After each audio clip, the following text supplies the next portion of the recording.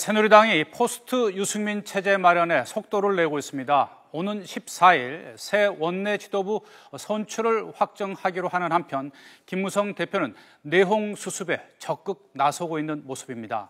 하지만 당과 청와대와의 관계, 또 그리고 내년 공천권 문제 등 갈등의 불씨는 여전히 남아있는데요. 전문가들과 함께 보다 자세히 짚어보겠습니다. 최단비 변호사, 그리고 이동욱 YTN 정치담당 부국장 자리에 함께했습니다. 어서 오십시오. 안녕하세요. 자, 먼저 어제 최고위원회에서 이 김무성 대표가 한 발언 내용 들어본 다음에 얘기 나눠보도록 하겠습니다. 의원님들의 뜻을 존중하고 수용해준 유승민 전 원내대표께도 고마운 마음을 전합니다. 이제 유종의 미를 거두기 위해서는 또 한 번의 절제하는 협조를 구합니다. 지금 우리에게 필요한 것은 이 문제에 대한 묵언입니다. 애당심으로 협조해 주시기 바랍니다. 네, 이동욱 부국장, 지금 김무성 대표 발언 이제 들어보셨잖아요. 절제, 또 특히 우리에게 필요한 건 무건이다. 굉장히 강조를 했습니다. 이게 뭐 어떤 의미로 해석을 해야 될까요? 뭐 한마디로 얘기해서 더 이상 뭐 이 문제를 왈가왈부해서 갈등의 골을 깊지 않게 했으면 좋겠다. 뭐 이런 얘기입니다. 그리고 언론과의 인터뷰도 가급적 자제해달라. 뭐 그런 얘기를 한 건데요. 네. 그 김무성 대표가 어쨌든 그 긴급 의원총회를 통해서 가까스로 이제 거기서 의견을 수렴해서 그 유승민 원내대표의 사퇴를 이제 도출해내지 않았습니까? 네. 이렇게 어쨌든 참 어려운 과정을 거쳐서 이제 갈등을 이렇게 봉합을 했는데 여기서 더 이제 친박계 비박계 이렇게 또 나눠서 또 이렇게 언론 인터뷰라든지 뭐 이렇게 자꾸 이제 그와 관련한 이제 언급을 하는 것이 이제 새누리당의 이제 상처를 더 덧나게 하는 거니까 네. 그와 관련한 언급은 가급적 자제해달라. 뭐 그런 뜻이겠습니다. 네.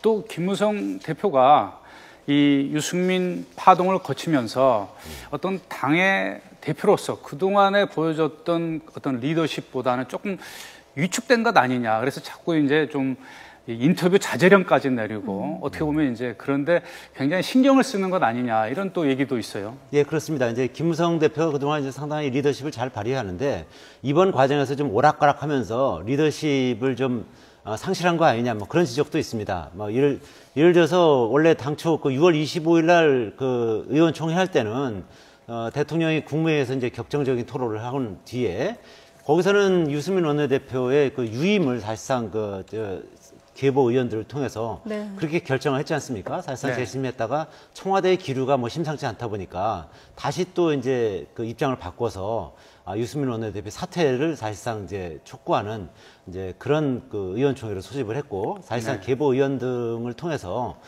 그런 식으로 이제 결국 그 갈래를 탔던 거죠. 이제 그 과정에서 뭐 누가 봐도 사실 청와대의 눈치를 보는 거 아니냐 뭐 이런 시각이 있습니다. 그러나 제가 보는 시각은 유승민 원내대표의 사퇴를 이렇게 갈래를 타는 과정에서 사실상 김무성 대표의 어떤 영향력을 대내에 과시한 측면도 있습니다.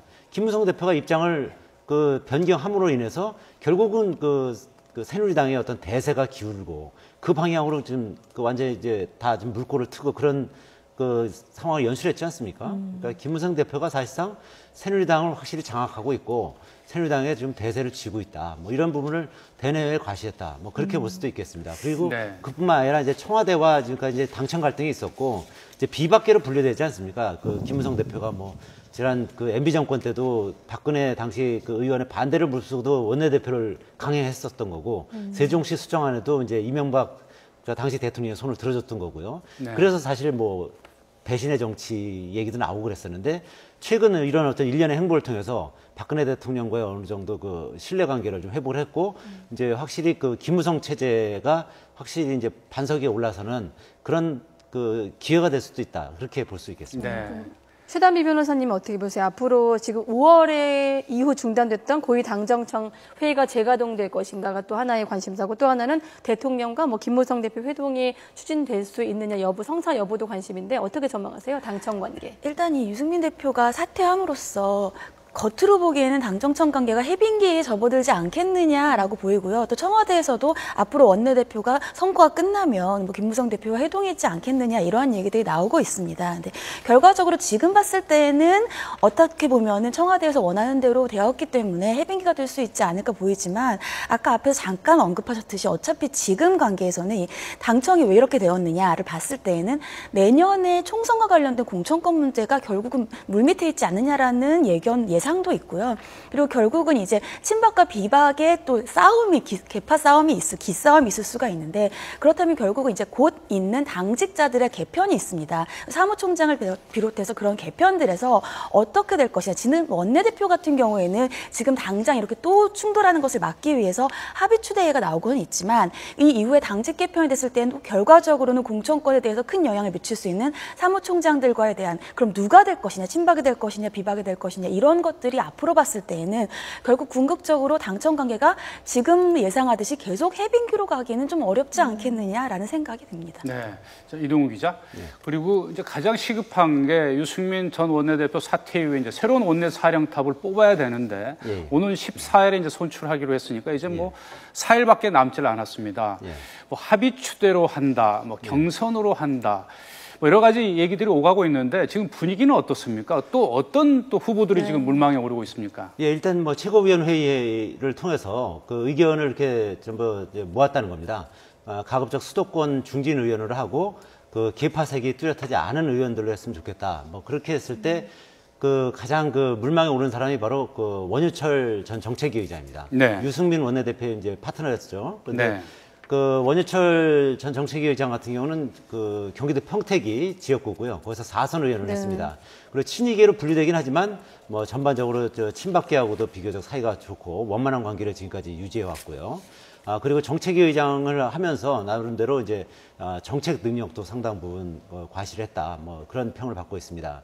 그렇기 때문에 그 지금 김무성 대표와 최고위원들은 그렇게 의견을 모았다고 합니다. 가급적 원유철 의원을 추대해서 하는 것이 좋지 않겠느냐 그렇게 의견을 모았는데 문제는 이제 당내에 이제 경선을 요구하는 의원들이 있을 수 있거든요. 뭐 당장 지금 안양이 지역구인 심재철 의원 같은 경우는 뭐 본인도 한번 그 원내대표 경선에 한번 나와보겠다는 의사를 피력을 했답니다. 근데 그런 그 의사를 피력한 분들이 결국 경선을 요구하면 경선할 수밖에 없는데 이제 그 부분은 이제 당내에서 중진들이 이번에는 좀 친박계 비박계 경선하는 것보다는 그러면 이제 갈등의 골이 깊어지니까 이번에는 좀 추대하는 방향으로 하자 이렇게 뭐 설득을 하고 있는 그런 과정 중이라고 합니다. 네. 원유철 의원 같은 경우에는 이제 정책위의장으로서 유승민 원내대표가 사실 런닝메이트로 해서 이제 정책위의장을 수행을 하다가 원내대표만 지금 사퇴를 했는데 원유철 의원 입장에서는 본인이 또 추대를 받아서 원내 사령탑 역할을 하는 게 좀 부담스러운 면도 있지 않을까요?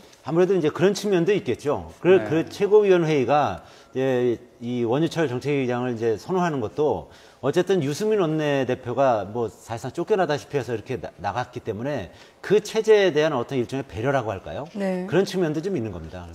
그래서 그 원유철 정책위 의장이 가장 좋은 카드가 아니겠느냐 이제 그렇게 얘기하고 있고 그 외에도 이제 뭐 주호영 전 정책위 의장도 물망에 오른다고 합니다. 주호영 전 정책위 의장도 마찬가지로 친이계로 분류되긴 합니다만 뭐 대통령 정무특보도 했거든요 지금까지. 그러니까 친박계하고도 특히 청와대하고도 이제 가교 역할을 할 수가 있고 그리고 이제 그 정책 능력도 어느 정도 갖추고 있고 그렇기 때문에 주호영 그 전 정책위 의장도 나름대로 이제 좋은 카드로 지금 추대할 수 있는 그런 카드로 지금 물망에 오르고 있다는 얘기입니다. 당내 내용도 수습해야 되고 당청 관계도 있고 대야 또 협상도 있지 않습니까? 그렇다 보니까 최 변호사님께 여쭤보면 좋을 것 같은데 어떻습니까?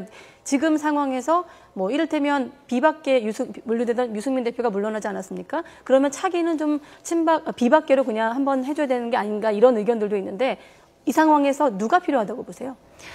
지금 굉장히 애매하죠. 왜냐하면 현재 당시에 지금은 여러 가지 세적으로는 봤을 때는 비박계가 세적으로 많아서 그래서 처음 봤을 때 유승민 전 원내대표가 세적으로는 많기 때문에 유리하기 때문에 사퇴를 안 해도 되지 않을까라는 안 하는 가능성이 높지 않을까 얘기가 있었지만 결국은 내년 총선을 과연 박근혜 대통령이 없이 치를 수 있을까라는 새누리당의 우려 때문에 결국은 그 의원총회에서 사퇴를 권고하는 방향으로 나아갔다라고 지금 결론이 나였는데 그렇기 때문에 그럼 굉장히 지금은 지금은 애매 상황입니다. 세적으로 그럼 친박이 이번에 이렇게 됐으니까 다음에 친박을 한번 해줘야 되지 않을까. 그렇다면 다음에 총선에서는 과연 비박이 그러면 지금 안 그래도 유승민 원내대표가 물러나 있는 마당에 안 그래도 지금 약간 억눌려 있다는 분위기가 있는데 여기서 친박에게 한 번 더 준다라고 한다면 그러면 억눌려 있는 비박에 대한 그런 것들은 어떻게 풀어줄 것인가.